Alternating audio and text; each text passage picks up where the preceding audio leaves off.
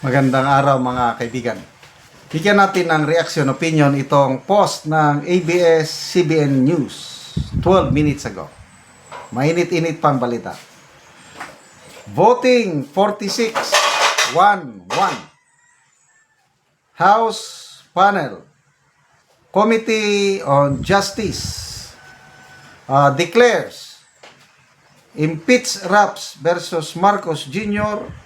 endorsed by Representative Nisay sufficient in form.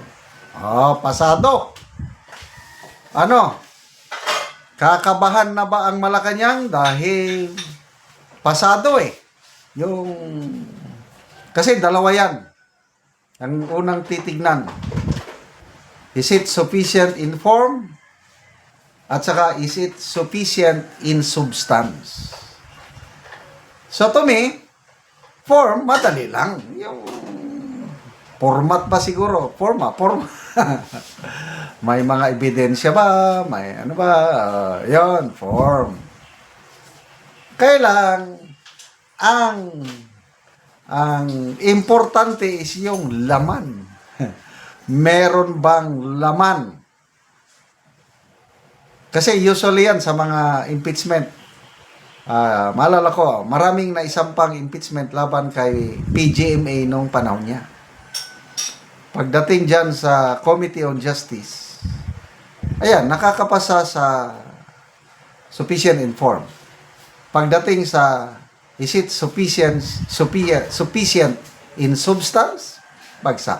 Kaya panahon ni PGMA, walang nakarating na impeachment complaint sa Senado. Dahil hindi sila makalusot sa dito sa Committee on Justice. So, ano lang yan? Optics. Pagdating sa form, substance, opinion ko lang ito, yan na. Matatalo na yan yung impeachment complaint. Kasi, according to Congressman Erese, napakahina daw ang ebidensya. Yung substance, yung laman, ebidensya.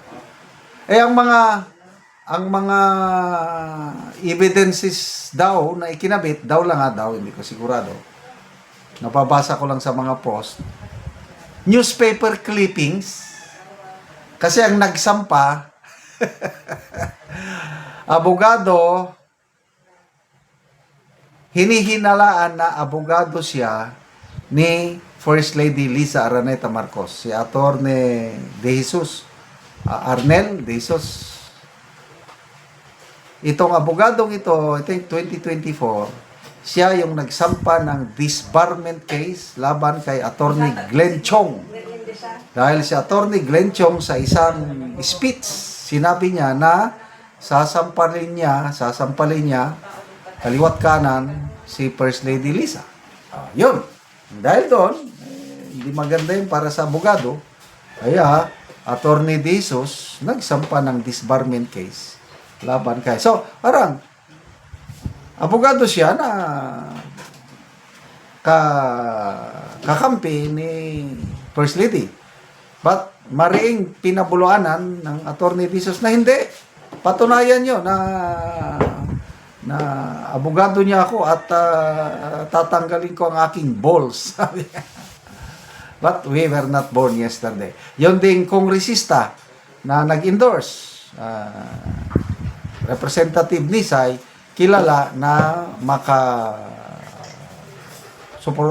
supporter ni BBM. Okay?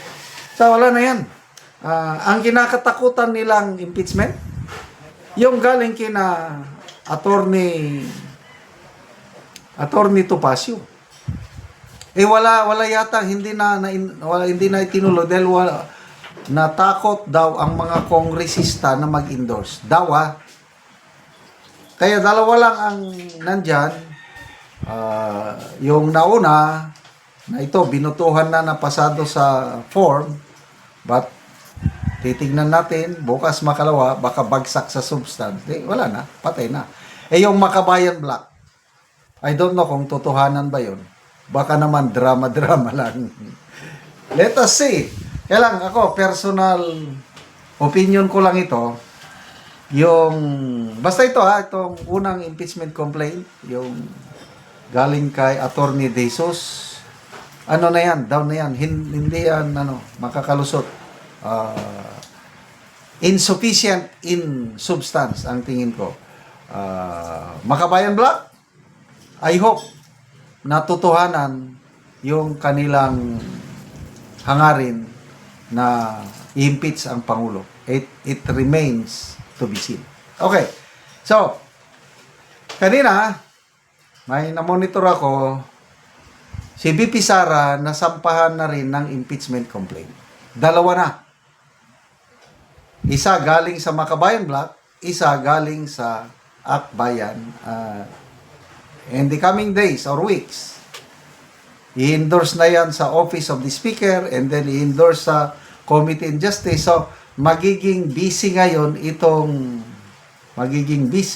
ang Committee on Justice dahil hindi na nila pwedeng gawin yung kagaya last year na walang hearing o walang butuhan. Mabuti ngayon, nagbutuhan na sila. 46-1-1. Pagdating na sa is it sufficient in substance, baka mabaliktad na 1-1-46.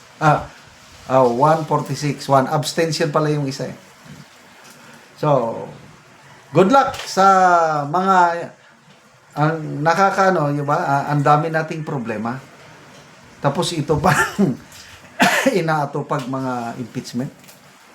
Kaya tama naman yung mayroong statement ni Congressman Puno. Ang dami nating problema na dapat ayusin. Wag mo na yung mga impeachment na yan. Kaya hindi kami susuporta yan. Both, sabi niya. Impeachment kay Pangulo, impeachment laban kay Vice President. Hindi kami susuporta. So, ibig sabihin, kung hindi sila susuporta, hanggang Committee on Justice lang, hindi na yan papunta sa plenary. Sana naman ganun. At wag nating kalimutan, yung tunay na isyo, flood control scam. Ano na ang nangyayari? Nasaan na yung pangako nilang ipakulong ng mga big fish? Wag nating kalimutan yon, mga kaibigan. Okay, salamat mga kaibigan sa inyong pagsubaybay sa ating channel. Nakakatulong kayo ng malaki sa tribong Talandig ng Bukidnon dahil ang income natin sa channel na ito is pantulong sa tribo. Namimigay tayo ng libreng yero at pako para makapagpatayo sila ng mas maayos na tahanan. Panoorin nyo ang video na ito. Mauna ni ang natagaan og yero nga mag-atop na siya karon. Og karon mao na gid ni ang atupan ni Kuya ngayang balay.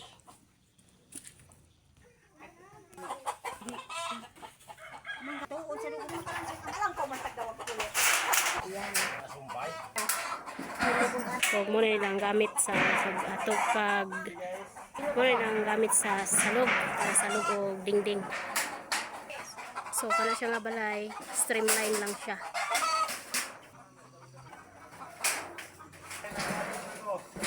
Na ba ang Karon naman nagid si Kuya og atop sa iyang balay. atop lagi na sa among balay. Salamat sa Ginoo. Kog nindot na gid kaayo kay human gid siya ang Kuya og atop sa iyang balay. Og karon Kuya og ate unsa imong masulti nga natagaan na mo gyero, plinsen, pako nga nakabalay na gid mo. Salamat sa Ginoo nga matagaan mi sa Naka-atop na may maulanan. salamat sa video ani. Kung wala pa ning tabang, ang sen nga tabang, di pa gid mi makabalay, di pa gid maka kon among balay. Kay wala man may ipalit. Kay crisis na karon sa lisod panahon. Wala pa na